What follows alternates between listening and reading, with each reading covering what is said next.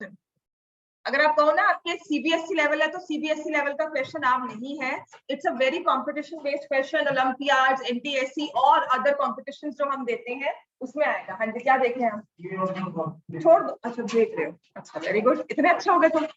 आपको दिया हुआ है p of x is equal to a x square plus b x plus c and a plus b plus c equal to 0. Find the zeros of this polynomial. Question को मैं लिख रही हूँ find the zeros of the polynomial. ठीक है, इसी का एक और तरीका आता है, एक और कंडीशन आती है, उसको भी मैं करवा दूंगी।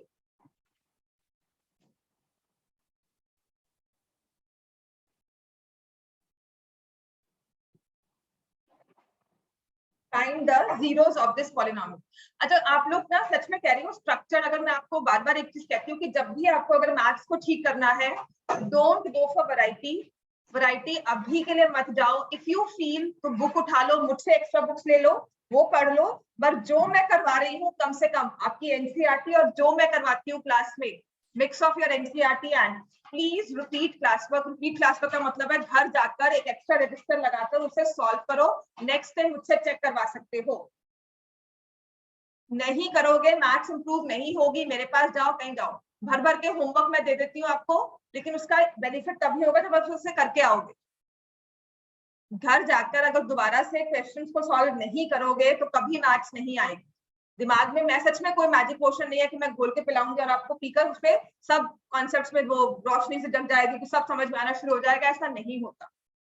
ठीक है, जब तक आप मैथ्स में रिटन प्रैक्टिस नहीं करते, क्वेश्चंस को देखो भी मत, लिखोगे तब समझ में आता है हम कहाँ अटक जाते हैं, because brain stops at some time, उसको नहीं समझ में आता नेक्स्ट क्या करना है विदाउट प्रॉम्प्टिंग। समझ में आ गया? हाँ जी, करते हैं हम घर जाके प्रैक्टिस।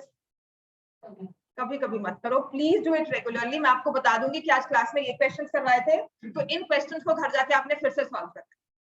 समझ में आ गया? रोज की रोज मैं ऐसे बता दूंगी तो आप एक क्लैरिटी में आ जाओगे कि इतना काम मुझे रोज करना है, तो आप वो कर लेना। और मोर वो क्वेश्चंस 4 या 5 से ज्यादा नहीं होंगे। अब ठीक है, बुक के क्वेश्चन है तो मैं बुक का ही बताऊंगी कि इनको करना है दोबारा से सॉल्व। अगर एक्स्ट्रा होंगे तो उसी क्लास वर्क में से मैं बताऊंगी, और वर्कशीट होगी तो वो अलग से होगी। इतना क्लियर है? राइट? पेपर में हमने स्कोर करने हैं ना मार्क्स, अगर पेपर में मार्क्स स्कोर करने हैं तो जो मैं बता रही हूँ वैसा ही कर लो। सच में कह रही हूँ, आप जो कहते हो ना मैम ये सॉल्व नहीं हुआ, ये समझ नहीं आया, या वहां पेपर में सॉल्व नहीं हुआ, वहां भूल गए, वो सब क्लियर हो जाए। तो यहाँ लिखा हुआ है p of x is ax square plus bx plus c and a plus b plus c is 0. Find the zeros of this polynomial.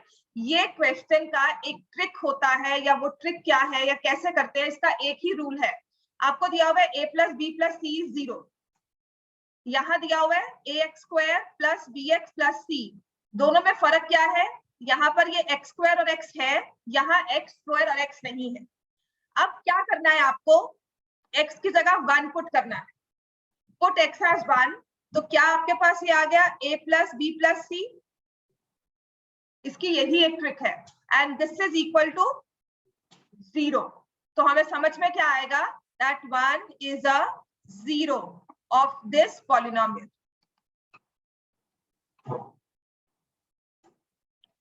One is a 0 of this polynomial, वो भी बता देती।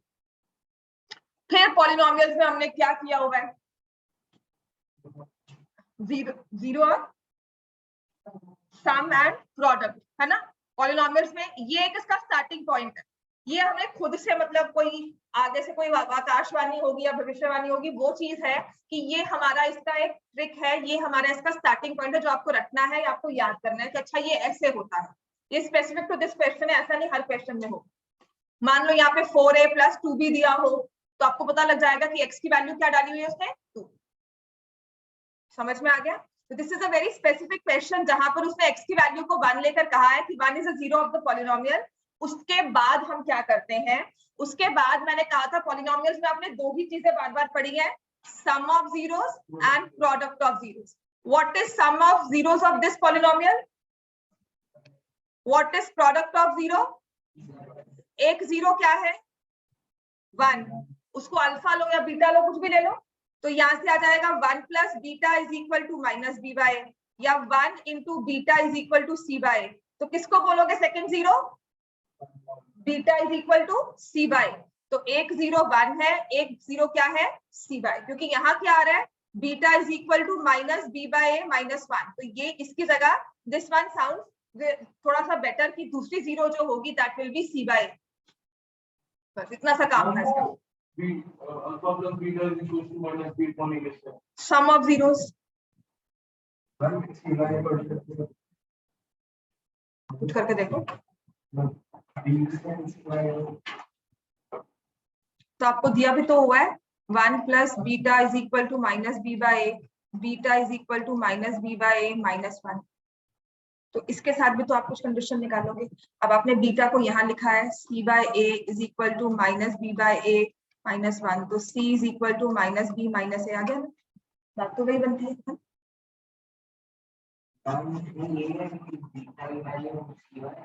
एक 0 सी बाय एक होती है, ए है, और एक 0 1 है। स्टार्टिंग पॉइंट ये है कि अगर आपका a plus b plus c equal to 0 है, that means 1 is a 0 of the polynomial.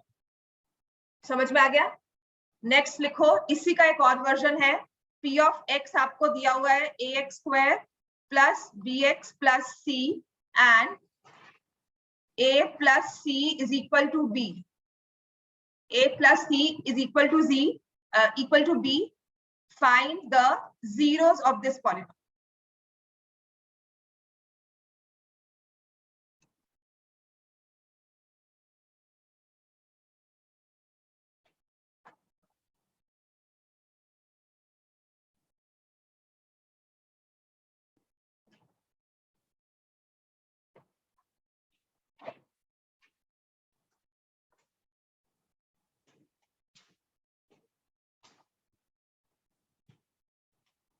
तो इस केस में क्या है आपके पास a plus c is equal to b, अगर मैं तीनों को एक साइड पे लेके आती हूँ तो कुछ ऐसा बन जाएगा a minus b plus c is equal to 0।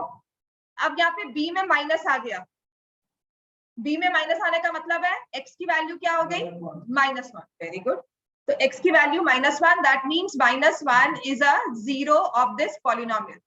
मैं इसलिए नहीं कह रही हूँ, तुमने आंसर दिया, ये नहीं स्ट्राइक होता, पढ़ लो, दिमाग लगाकर पढ़ लो, थोड़ा सा पढ़ रहे हो? अच्छा, मुझे तो नहीं लग रहा, जिसे लगेगा ना तुम नहीं बोलोगे उसे मैं बोलूंगी। x equal to -1 is a 0 of the polynomial. समझ में आ गया? x इक्वल टू -1, अब एक 0 है -1, देखो आप p ऑफ -1 निकालोगे तो क्या आएगा, x स्क्वायर है -1 का स्क्वायर प्लस में हो जाएगा माइनस b प्लस c, और ये आपको 0 दिया हुआ है ना, तो p ऑफ -1 इज 0, तो by remainder theorem remainder is 0, therefore x minus equal to -1 is a 0 of this polynomial। अब हमें क्या करना है, वही sum of zeros क्या होता है minus b by, product of zeros क्या होता है c बाय। एक 0 क्या है, वो चाहे अल्फा लिखो चाहे बीटा लिखो, है ना, तो आप लिखोगे -1 into beta is equal to c by, therefore beta is equal to minus c by, तो zeros are 1 and minus c by. समझ में आ गया? ये सच में आप 10th में अगर आओगे कि सीबीएसई लेवल क्वेश्चन है या फाइनल बोर्ड्स में आएगा, तो आई विल नॉट से, but based on last year, तो 21 का पेपर अभी आया, 22 का पेपर अभी आया है ना फाइनल्स का, तो मैं कह सकती हूँ कि बिल्कुल आ, बोर्ड इस बार सच में थोड़ा सा बोल्ड होकर उसने ऐसे क्वेश्चन डाले हैं जो हम लगता था कि बहुत सेफ प्ले करते हैं कि डाल दो आराम से पेपर करे, बस इस बार उन्होंने कुछ 2-3 क्वेश्चन ना वो सरप्राइज वाले डाले थे, बहुत ही सरप्राइज वाले डाले। समझ में आ गया इतना, राइट? अब इसी का एक और वर्जन, मतलब हाँ -1 एंड -1। नेक्स्ट लिखो, p of x is equal to, अगर ऐसा दिया हो, अब ये देखो ना, अगर मैंने ऐसा क्वेश्चन करवा दिया तब आप कह सकते हो फाइंड द जीरोस।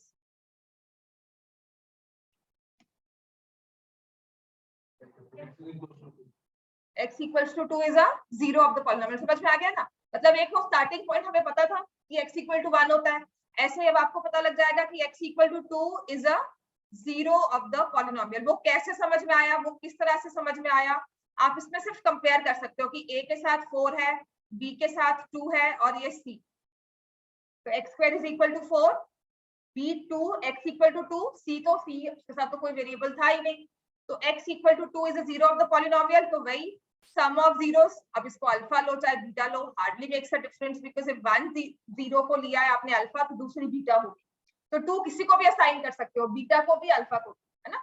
तो 2 plus beta is equal to minus b by a and 2 into beta is equal to c by. तो बीटा की वैल्यू क्या आ गई, सी बाय 2a। तो जीरोस क्या हो गई, 2 एंड सी बाय 2। समझ में आ गया ये, क्लियर विद दिस। चलो अपनी बुक्स निकालो, क्वालिटी के क्वेश्चंस हम खत्म करेंगे आज। स्टेटमेंट प्रॉब्लम जितनी हो सकती हैं करते हैं, उसके बाद इसके थोड़े बहुत एक्स्ट्रा क्वेश्चंस, और अब से होमवर्क देना शुरू करूंगी आपको कि ये क्वेश्चंस आपको घर से अलग से रजिस्टर में करके आने हैं out of these what we have done in class till date. कहां तक करवाया था मैंने आपको, एग्जाम्पल नंबर 11 करवा दिया था।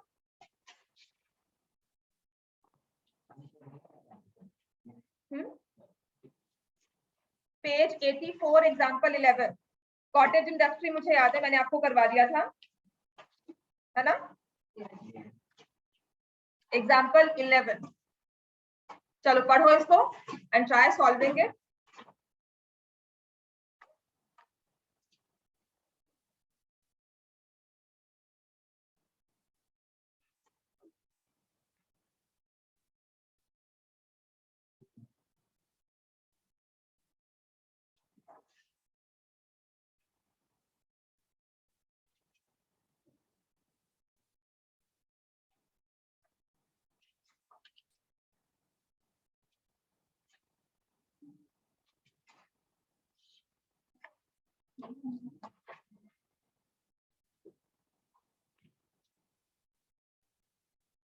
Find two consecutive odd positive integers, sum of whose squares is 290. तो दो चीजें इसमें आपको दी हुई है, दिस इज पेज 84 एग्जाम्पल 11। आपको लेने हैं टू कंसेक्यूटिव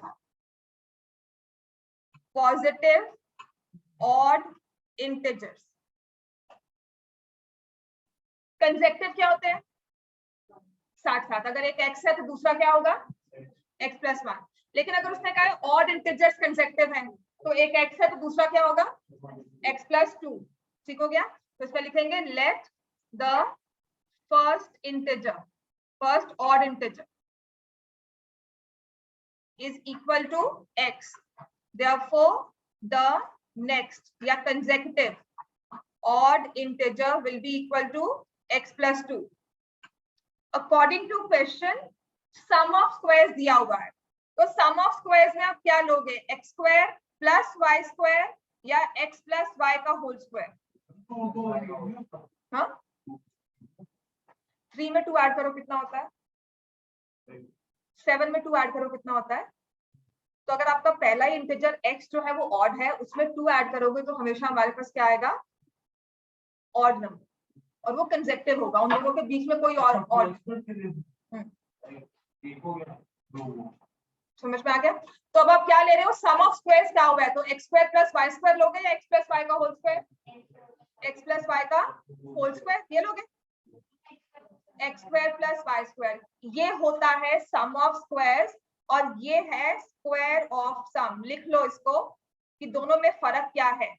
इसका नाम क्या है, स्क्वायर ऑफ द सम, और ये क्या है, सम ऑफ स्क्वायर्स। अपने वो ऊपर नोटबुक में ऊपर का जो एक होता है ना पोर्शन खाली, उसमें आप डूडलिंग करते हो सारी, तो उसमें लिखना है sum of squares and square of the sum. ये कंफ्यूजन होती है वहां बैठकर कभी कभी पेपर में जब आप खुद करते हो कि क्या ले, तो यहाँ पर आपको मीनिंग क्लियर होगा तो आप इसे सॉल्व कर सकते हो। Sum of squares and square of the sum, तो ये सम ऑफ स्क्वायर्स है। अब यहाँ पर मुझे दिया हुआ है कि इन दोनों के स्क्वायर्स का सम कितना दिया हुआ है। अब तो इसको सॉल्व कर लोगे, करो। X square what is a plus b whole square, formula लगाओ यहाँ पर, एक्स स्क्वायर प्लस फॉर्मूला बताओ 4 plus 4x is equal to 290। तो 2x square plus 4x minus 286 equal to 0, ये आएगा।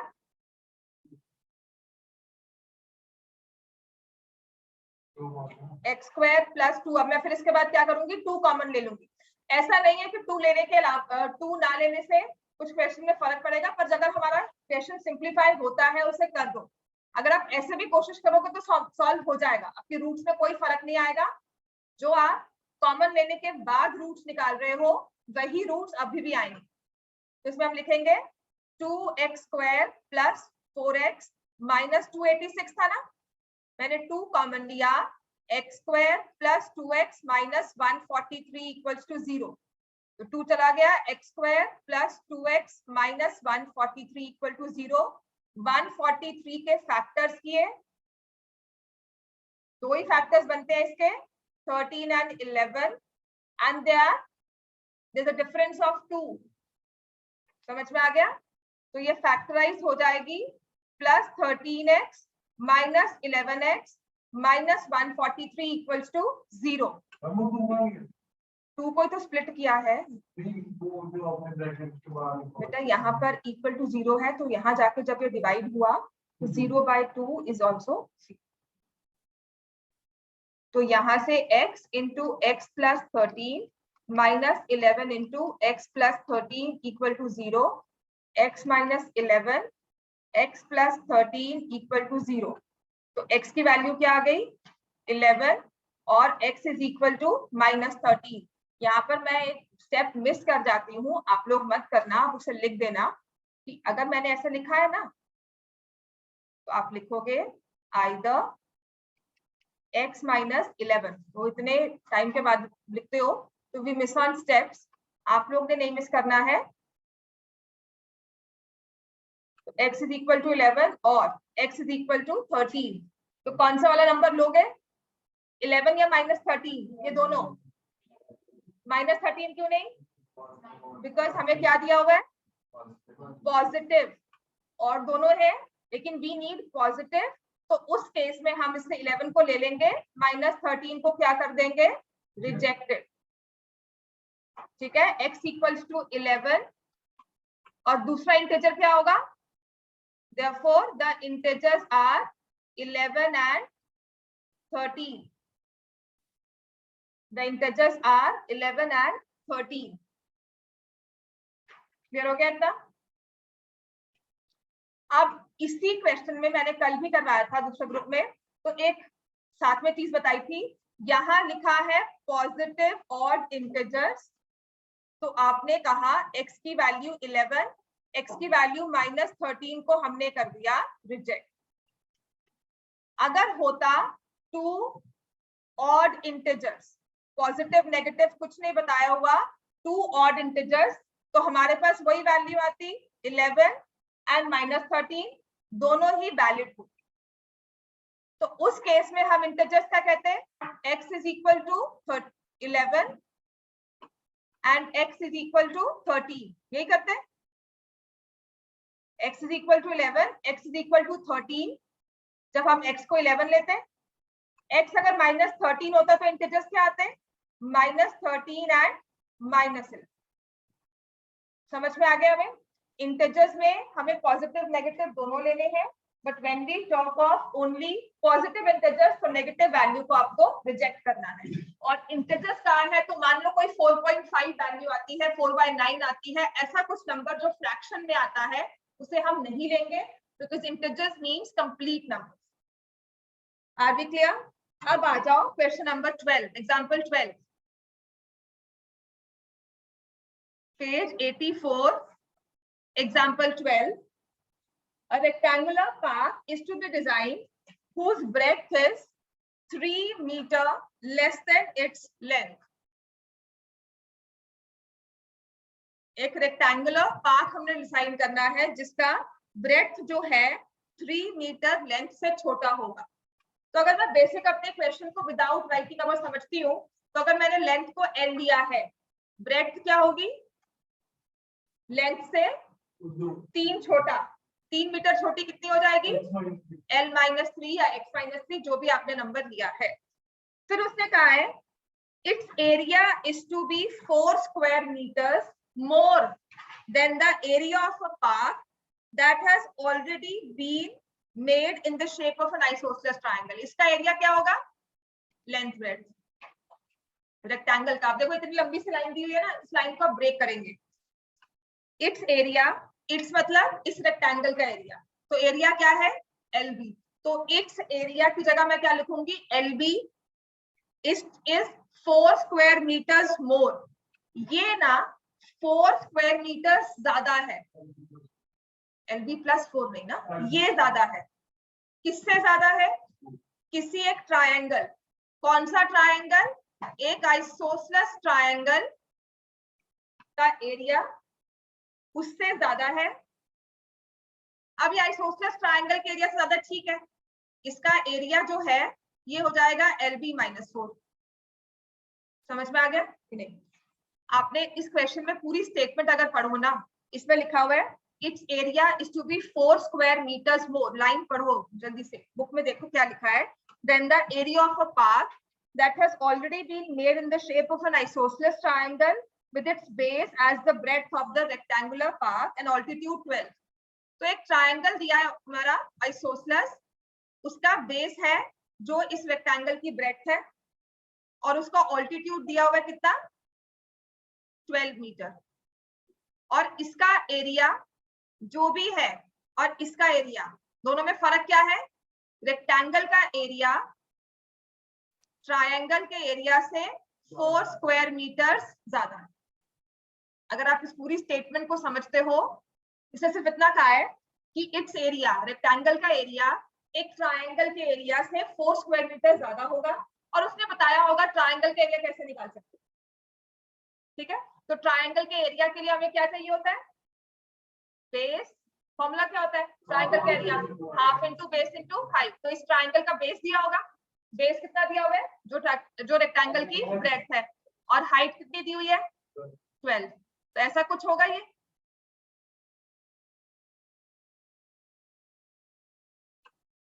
समझ में आ गया? ठीक है ना? अब इस क्वेश्चन को सॉल्व करते हैं। बस इस चीज को साथ में लिख लेंगे कि रेक्टेंगल का एरिया इस ट्रायंगल के एरिया से 4 स्क्वायर मीटर ज्यादा। वो अपने फिगर में, वो अपने आंसर में सारी यूनिट्स के साथ हम लेकर आएंगे। तो सपोज किसको करें, लेंथ को या ब्रेड्थ को? बताओ लेंथ को। चलो, let the length of the rectangle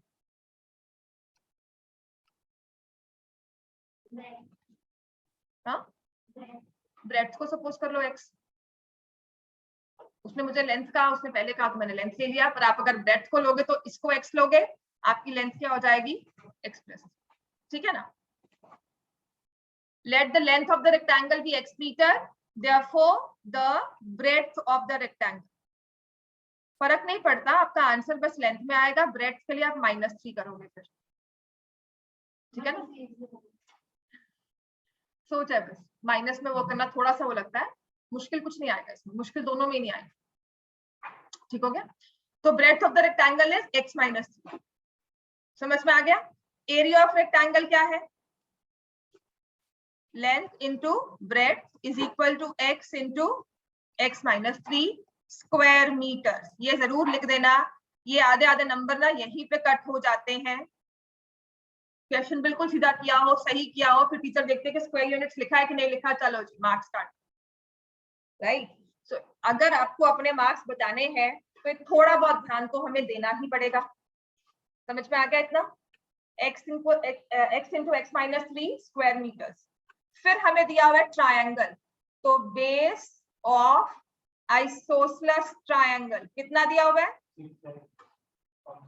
कितना होगा base of isosceles triangle? x या x -3? x -3 metre. Altitude of isosceles triangle कितना दिया हुआ है? 12। therefore area is equal to half into base into altitude, half into, तो कितना आ जाएगा 6 into x -3।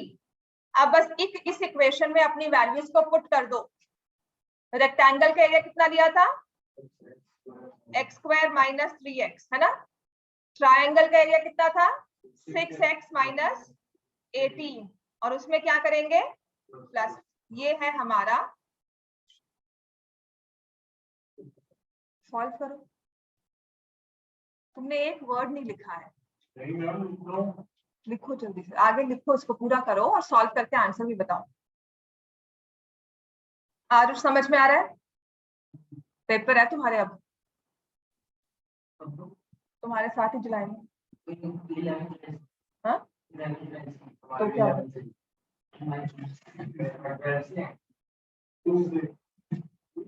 पता क्या है, जुलाई में पेपर है। पता क्या होता है, एक तो जून आपका जाता है छुट्टियों में, मस्ती में जाता है। मैं आपको ये नहीं कह रही हूँ कि एंजॉय नहीं करो, एंजॉय करो, पर थोड़ा सा स्ट्रक्चर्ड वे में। जो आपका काम है, आधा घंटा मैथ्स को लगा दो, आधा 1 घंटा मैथ्स को रोज की रोज लगा दो। ऐसा नहीं है कि पूरा दिन पढ़ते रहते हो, लेकिन जब पढ़ते हो इस एक टॉपिक, एक सब्जेक्ट ऐसा है जिसकी रेगुलर रिविजन आपको चाहिए ही होती है। ये मत सोचना कि क्लास में कर लिया बस समझ में आ गया। उस समझ को अपनी समझ से अप्लाई करो। ये मेरी समझ से समझ रहे हो, अब अपनी समझ से जब अप्लाई करोगे प्रैक्टिकली तब समझ में आएगा। ठीक है, तो अब इस इक्वेशन को मैं सॉल्व करूंगी। देखो अब ये x square minus 3x is equal to 6x minus 18 plus 4। तो ये क्या हो गया, x square minus 3x minus 6x plus 14 equal to 0। तो x square minus 9x plus 14। अब बताओ इसके फैक्टर्स। 7 and 2 समझ में आता है बहुत इजीली। 14 को हमने फैक्टराइज किया, 2 और 7 ही बनते हैं, और सम भी 9 चाहिए। तो अगर ऐसी इक्वेशन आ जाए तो इनको फैक्टराइज करना स्प्लिटिंग से कितना आसान है। तो x की कुछ ऐसी वैल्यूज आ जाएंगी, either x minus 7 equal to 0 और x माइनस 2 इक्वल टू 0। तो x इक्वल टू 7 और x इक्वल टू 2। कौन सी वैल्यू होगी, कौन सी नहीं होगी? x आपने क्या लिया था, अब अपने क्वेश्चन पर वापस जाओगे। x को हमने क्या लिया था, length.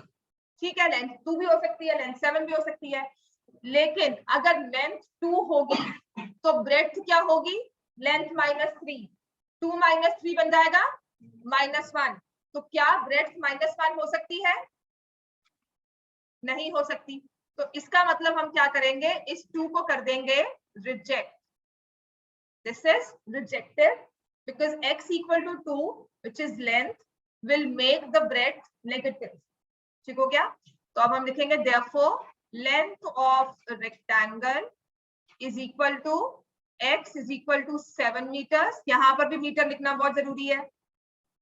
breadth of rectangle is equal to x minus 3 is equal to 7 minus 3 and that is equal to 4 centimeter। आमतौर पे लिखा नहीं होता, ठीक है। अब मैं नहीं लिखती हूँ आमतौर पे, मतलब रिजेक्टेड लिख देती हूँ।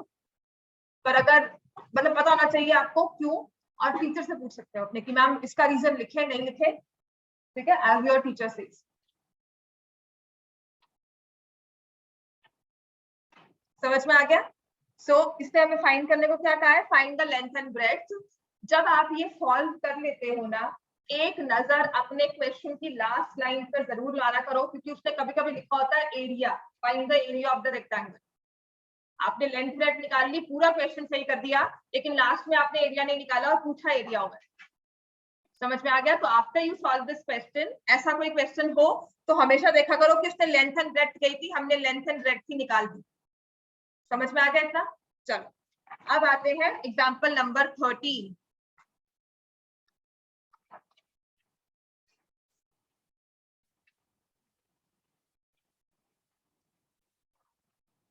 Find the roots of the following quadratic equation if they exist using quadratic formula method। कल इसके एक वर्कशीट दूंगी मैं, जिसमें ना special type of quadratic equations होती हैं, उनके क्वेश्चंस होंगे, सिर्फ वही क्वेश्चंस। जैसे लीनियर इक्वेशंस में स्पेशल टाइप थी, ऐसे ही क्वाड्रेटिक इक्वेशंस में भी आती। ठीक है, तो हमें फॉर्मूला मेथड से इनके रूट्स निकालने हैं। फॉर्मूला मेथड क्या कहता है कि अगर आपकी इक्वेशन है ax square plus bx plus c equal to 0, तो हमें क्या करना है, पहले क्या निकालना होता है, पहले हमें क्या निकालना होता है, discriminant, and that is equal to b square minus 4ac। और x क्या आ जाएगा, minus b plus minus square root of d by 2a। चलो करो सॉल्व इसको। इस मेथड को पहले इस फॉर्मूला को अपने पेज के टॉप मोस्ट कॉर्नर पे लिख लो। अभी हम 3 पार्ट्स इसके सॉल्व करेंगे फॉर्मूला मेथड से, और ये तीनों ही ना हो सकता है फैक्टराइज ना हो using splitting of the middle term method. जैसे ये नहीं होता, हो जाता है, हो जाएगा फॉर्मूला मेथड। वो पॉलिनोमियल्स में आता है, sum of zeros, product of zeros, और ये इक्वेशंस है। वो चीज यहाँ भी एप्लीकेबल होगी, बट यहाँ हम नंबर्स में काम कर रहे हैं। ठीक है, सॉल्व होगा, बिल्कुल होगा, स्प्लिटिंग ऑफ मिडिल टर्म से भी होगा, पर हमें फॉर्मूला मेथड से करना है। तो पहले मैं डी निकालूंगी, b square minus 4ac।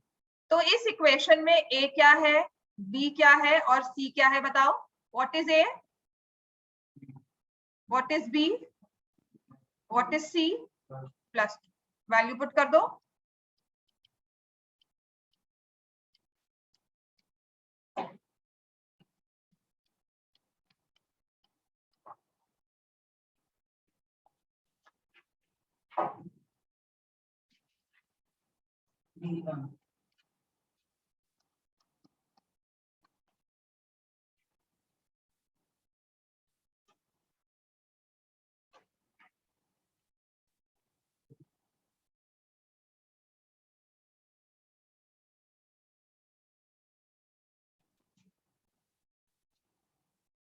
Six by 6 and 4 by 6.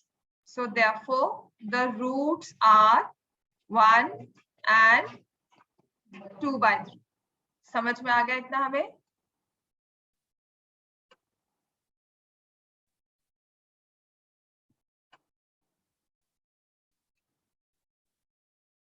There is no minus sign here. इसको इक्वल टू करके ही मैंने लिखा है आगे, और एंड में लिख दिया the roots are 1 and 2 by 3.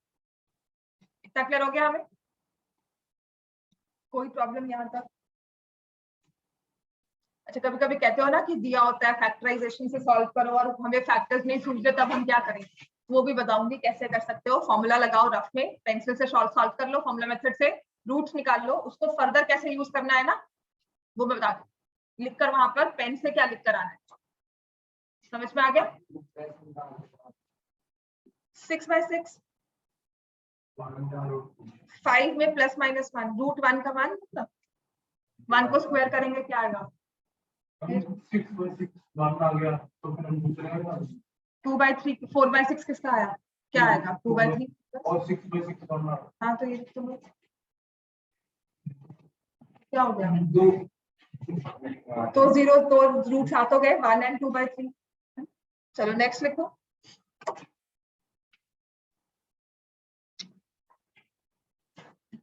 हो गया ये। अब second part, x square plus 4x plus 5 equal to 0। a की वैल्यू क्या है, b की वैल्यू क्या है और c की वैल्यू क्या है? What is a, what is b and what is c? तो पहले हमें क्या निकालना है, d which is b square minus 4ac। 4 square minus 4 into 1 into 5, तो ये आ गया 16 माइनस 20 विच इज माइनस 4। अगर हम x फर्दर निकालेंगे तो -4 plus minus square root of -4 2 into 1। बाकी सब ठीक है, लेकिन जो ये टर्म है ना स्क्वायर रूट ऑफ -4, ये कुछ समझ में नहीं आती, क्योंकि स्क्वायर रूट में कभी भी नेगेटिव नंबर नहीं आ सकता। रियल नंबर्स में ये पॉसिबल नहीं है, तो इसमें हम लिख देंगे नो रियल रूट्स एग्जिस्ट। हाँ जी, वो तो पहले ही मैं सिखाऊंगी जब है, तो अभी फिलहाल मैं आपको ये बता रही हूँ कि नेगेटिव के साथ क्यों नहीं आ सकता। कि अगर मैंने नेगेटिव है तो मैं यहीं पर क्यों लिख दूंगी no real roots exist. This is for your conceptual understanding. क्यों कह रही हूँ मैं ऐसा, रटने को ठीक है रट लेते हैं हम लोग, पर क्यों बोल रही हूँ, क्योंकि इस -4 को ना मैं यहाँ स्क्वायर रूट में यूज कर, उसके बेसिस पे मैं कहती हूँ कि नहीं, रियल रूट्स पॉसिबल नहीं है। समझ में आ गया इतना हमें? नेक्स्ट है थर्ड पार्ट। कर लिया बच्चों सबने? थर्ड पार्ट में ना फॉर्मूला मेथड बहुत काम आता है, क्योंकि स्क्वायर रूट वाले क्वेश्चंस मैंने समझाए थे और बहुत अच्छे फेसेस मुझे दिखे थे, बहुत अच्छे एक्सप्रेशंस दिखे थे। तो यहाँ के लिए formula method is the best. ठीक है, इसको सॉल्व करना है। तो a की वैल्यू क्या है, what is b, what is c। a कितना है, b कितना है, -2√2 एंड व्हाट इज c, 1। पहले d निकालेंगे, b² माइनस 4ac -2√2 का होल स्क्वायर -4 × 2 × 1। 2√2 का स्क्वायर कितना होता है, 8। 4√4, 4√4, √4 कितना हो जाएगा, 4√4 कितना होगा, 8 √4।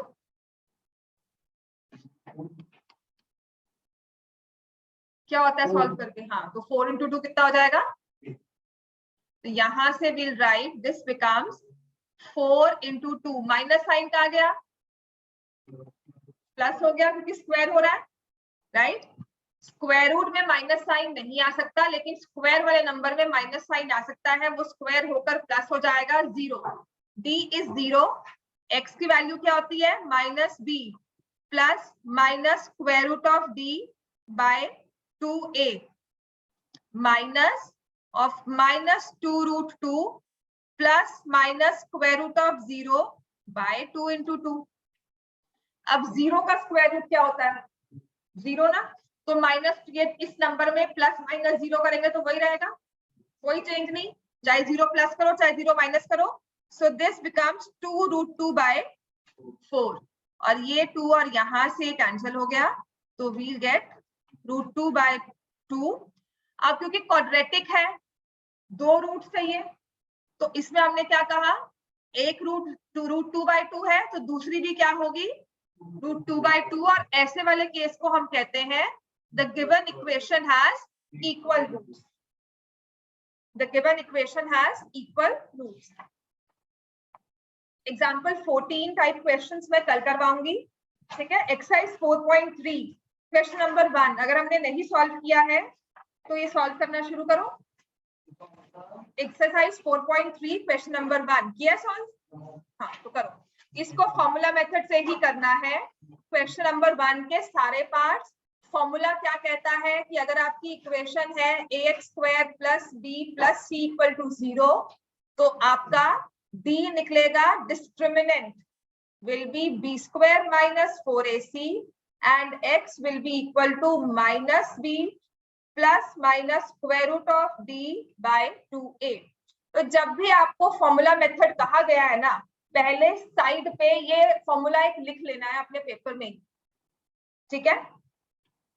फर्स्ट इक्वेशन हमें दी हुई है 2x² - 7x + 3 = 0। तो a की वैल्यू क्या है, and what is b, -7, what is c, 3। अब सिर्फ वैल्यूज पुट करके आपको आंसर निकालना है। Formula method is a very technical method. क्या तीनों फॉर्मूला नहीं है बेटा, ये इक्वेशन है, पहले फर्स्ट स्टेप में d निकलता है, उसके बाद a। मैं अब एक फॉर्मूला बना देती हूँ, मैं ऐसे लिख देती हूँ, उससे क्या होता है कैलकुलेशंस में ना अननेसेसरली आप लिखते हो, बार बार ये लिखना पड़ेगा। एक बार इसकी वैल्यू पुट करोगे, फिर b² को सॉल्व करोगे, 4ac को सॉल्व करोगे, फिर प्लस करोगे, तो ये जो चीज है ना, ये 4 बार लिखनी है ना।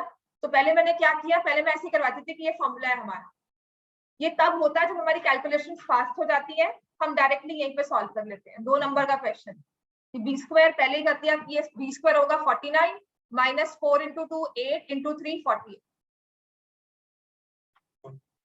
24, ये आएगा, हाँ 24 आ जाएगा, समझ में आ गया 24। तो दैट इज हाउ, बस इसमें करना कुछ नहीं है कि जो ये d है ये फर्दर यूज होता है यहाँ, समझ में आ गया। चलो पहले d निकालो, क्या आएगा, -7 का whole square 4 × 2 × 3 49 - 24 which is equal to 25। फिर x की वैल्यू में वैल्यूज पुट कर दी सारी हमने, -7 plus minus square root of 25, 2 into 2, 7 plus minus 5 by 4, 2 into 2, 2a, a की वैल्यू क्या है, ठीक है ना। हाँ, तो एक बार 7 में 5 को ऐड करोगे, एक बार 7 में से 5 को सब्ट्रैक्ट करोगे, तो 7 प्लस 5 कितना होता है 12, 12 by 4 इज इक्वल टू 3, तो एक 0 आ गई 3, 7 minus 5 कितना होता है 2, 2 by 4 is 1 by 2, तो zeros are 3 and 1 by 2। और अगर आप वैसे देखो ना, अगर मैंने मेथड ना करवाया हो, आप इसको फैक्टराइज ही कर सकते हो, कोई नहीं कर रहा फैक्टराइज, मैम इसको तो जीरो ऐसे हो सकते हैं, दिमाग जरूर लगाओ, बिकॉज ये सिर्फ आपको प्रैक्टिस के लिए कह रहा है, वहां पर पेपर में 95% आपको नहीं आएगा कि सॉल्व बाय दिस है, ठीक है, तो प्रैक्टिस हो जाएगी ना। चलो नेक्स्ट करो, हाँ नेक्स्ट वाला जरूर करना है, ये 2x square plus x minus 4 equal to 0। हाँ हो सकता है फैक्टराइज है, स्प्लिटिंग ऑफ मिडिल टर्म्स है, नहीं हो सकता है ना। तो अब इसमें हम क्या करेंगे, a is equal to 2। now in this question it's mandatory to apply your formula, b is equal to b square minus 4ac 1 square minus 4 into 2 into minus 4, 1 plus 16 2s are 32 which will be equal to 33। हाँ ये तो किसी का perfect square, ये तो perfect square है नहीं, किसी की स्क्वायर रूट आती नहीं, तो आप तो सिर्फ इसमें मेथड में हम फॉर्मूला ही लगा सकते हैं। समझ में आ गया बच्चे सबको। तो अब हम क्या करेंगे, -1 plus minus square root of 33 by 2 into 2। एक बार रूट 33 प्लस होगा और ये -1 यहाँ पर है, और एक बार ये रूट 33 माइनस होगा।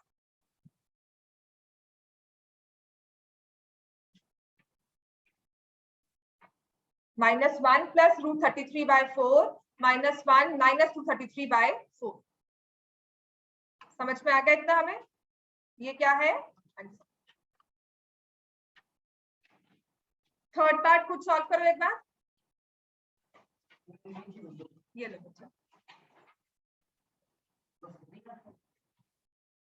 क्योंकि इसमें आपको अगर दिया हो ना right the approximate up to 2 decimal places, तो आपको स्क्वायर रूट 33 को सॉल्व करना है, अदरवाइज नहीं करना, यहीं तक छोड़ देना है। Third part 4x square plus 4 root 3x plus 3 equal to 0।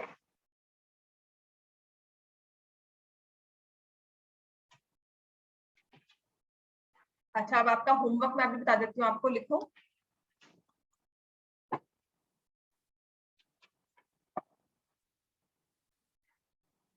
Exercise 4.1 में से हमें करने हैं क्वेश्चन नंबर 2 का फोर्थ पार्ट। हाँ जी, एक करना है example 1 second part.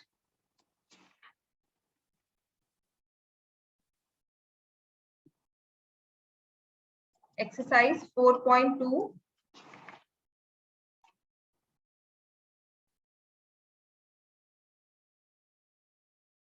question number 1 third part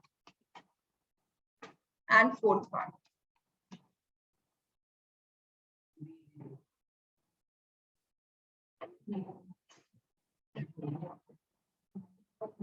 और क्वेश्चन नंबर 6।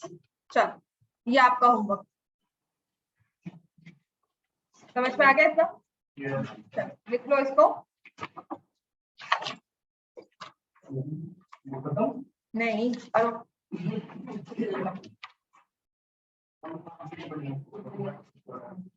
5 मिनट एक्स्ट्रा बैठाऊंगी दवाई। चलो एक्सरसाइज 4.1 की क्वेश्चन नंबर 2।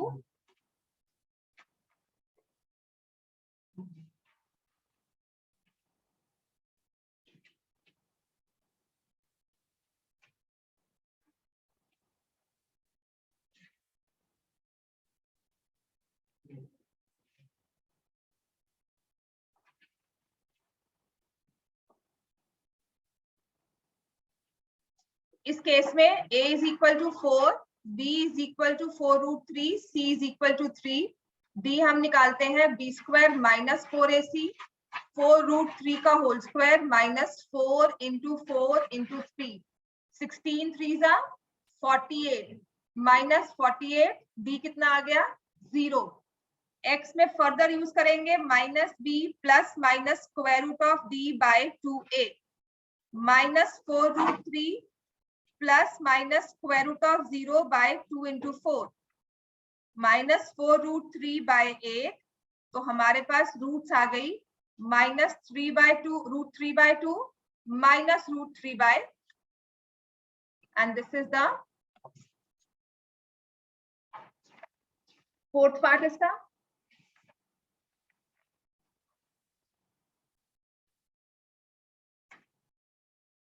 लिख लिया सबने ये?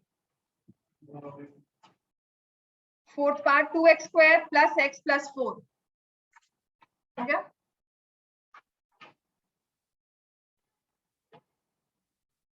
To x square plus x plus 4, a की वैल्यू क्या है 2, b की वैल्यू क्या है 1, c is equal to 4, d कितना आएगा b square minus 4ac, 1 square minus 4 into 2 into 4, 1 minus 16 2 जा 32, क्या आ जाएगा आंसर माइनस 31। फोर्थ पार्ट है बच्चे इसका। So x is equal to minus b plus minus square root of d by 2a, minus 1 plus minus square root of 31 by 2 into 2। Square root में negative term आ गई तो हम इसको solve नहीं कर सकते, इसीलिए हम कहेंगे no real roots exist. Question number 4 करना है इसके बाद, या क्वेश्चन 4 से पहले क्वेश्चन नंबर 7 करो। हाँ क्वेश्चन 7 करो।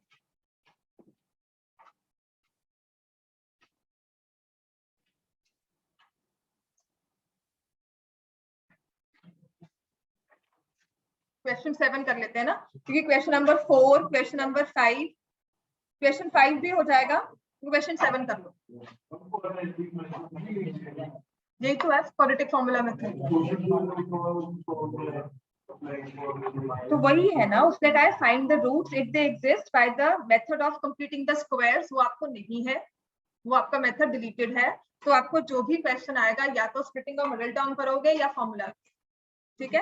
और अगर कहीं स्कूल में करवाते हैं, क्योंकि जो भी सिलेबस अभी अपडेट हुआ है ना उसमें कंप्लीटिंग द स्क्वायर्स तो है ही, वो बिफोर कोविड ही मेथड डिलीटेड था। इट वाज नॉट कि बिकॉज ऑफ कोविड वो डिलीट हुआ है, वो पहले ही डिलीट था। इसमें क्वेश्चन नंबर 7 में देखो क्या लिखा है, difference of squares of two numbers. Difference of squares का मतलब क्या है, दो नंबर्स को स्क्वायर करके फिर माइनस किया, मतलब x square minus y square है या x माइनस वाई का होल स्क्वायर है, क्या होगा x square minus y square. ये किसको क्या बोलेंगे, डिफरेंस ऑफ स्क्वायर, और इसको क्या बोलेंगे स्क्वायर ऑफ द डिफरेंस। लिख लो this is square of difference. एक नंबर है 7 और एक है 3, ठीक है। एक बार तुम कर रहे हो 7 स्क्वायर, फिर कर रहे हो 3 स्क्वायर। 7 का स्क्वायर कितना होता है, 3 का स्क्वायर कितना होता है, दोनों को माइनस किया कितना आया, ठीक है। तो ये तुमने क्या किया है, डिफरेंस ऑफ स्क्वायर्स। अब मैं क्या कह रही हूँ 7 माइनस 3 करो कितना होता है, और इसको स्क्वायर करो 8, फर्क है। दोनों में यही फर्क है, पहले आपने स्क्वायर किया फिर माइनस किया, दूसरे में पहले माइनस किया फिर स्क्वायर। समझ में आ गया? तो क्वेश्चन नंबर 7 में हमें कहा है difference of squares of two numbers is 180, square of the smaller number is 8 times the larger number. दो नंबर्स हैं, एक छोटा होगा एक बड़ा होगा। Square of the smaller number is 8 times the larger number. Find the numbers. Square of smaller number 8 times the larger number. चलो इसे इस तरह से करते हैं, let the smaller number equal to x,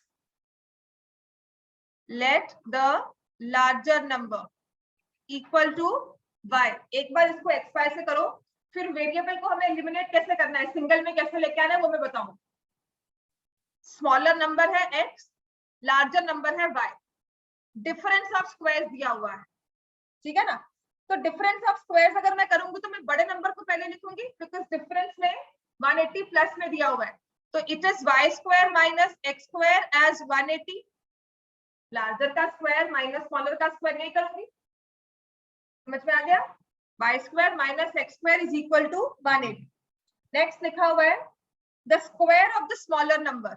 smaller number क्या है? एक्स स्क्वायर, x, तो इसका स्क्वायर कितना हो जाएगा? X square is 8 times the larger number, x square by 8, x square is equal to 8y। समझ में आ गया? तो हमारा y जो है वो किसके इक्वल हो जाएगा? X square by 8।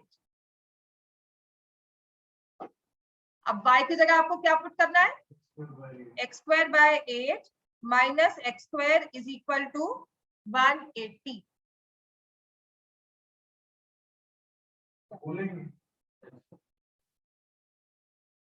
समझ में आया कि नहीं आया? Square of the smaller number is 8 times the larger number, तो इससे मेरे पास y की वैल्यू आ जाती है एक्स स्क्वायर बाय 8। इसे मैंने अपनी इक्वेशन में पुट किया जिसमें था y square minus x square, तो इसको अब सॉल्व करेंगे, x square minus 8 x square.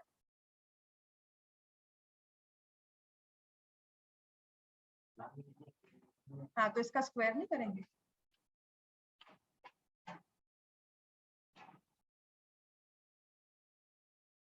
तो x raise to power 4 by 64 minus x square is equal to 180।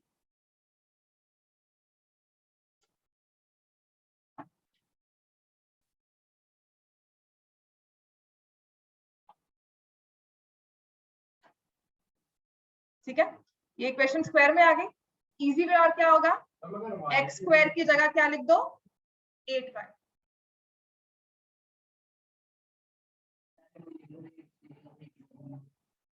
लिख दो ना, दिमाग लगाओ, अच्छी बात है।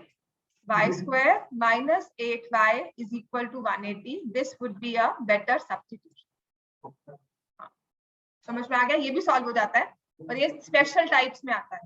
क्लियर हो गया? तो इसमें मैं पिक करूंगी कि अगर मुझे एक्स स्क्वायर की जगह 8y लिखना हो तो वो मेरा काम आसान कर देगा। क्लियर हो गया इतना? चलो इसको सॉल्व करो आप।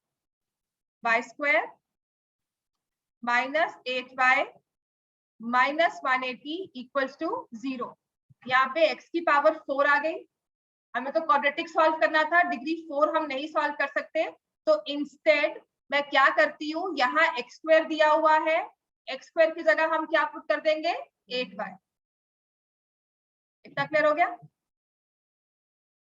चलो यहाँ से अभी आ जाएगा, फैक्टराइज करो इसको, इसको तो फैक्टर्स आराम से होंगे।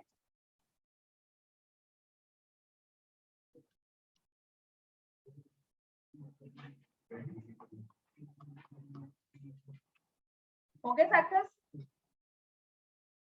क्या है फैक्टर्स इसके? 18 एंड 10, तो minus 18y plus 10y minus 180 equals to 0।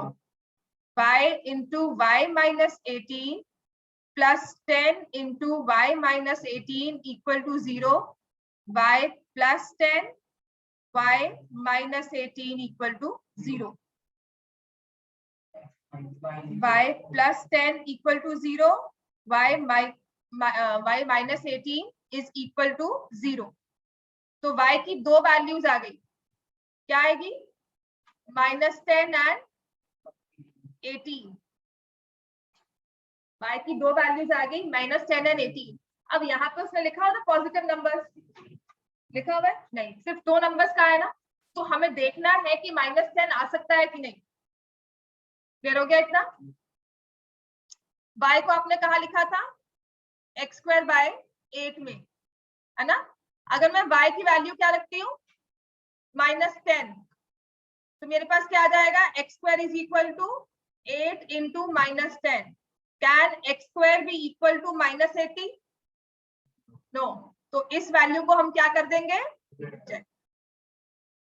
वैसे -10 हो सकती है, लेकिन उसकी वजह से x का स्क्वायर नेगेटिव हो जाएगा, इसलिए हम नहीं लेंगे. तो y की वैल्यू आ गई 18 और x² की वैल्यू दी हुई है हमें एज 8 इंटू 18. तो x हो जाएगा square root of 8 into 18 which will be equal to 12.